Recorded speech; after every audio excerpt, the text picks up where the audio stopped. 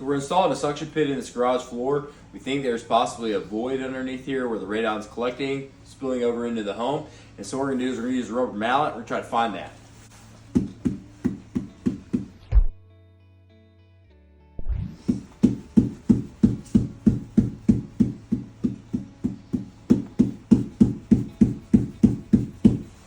That's the void.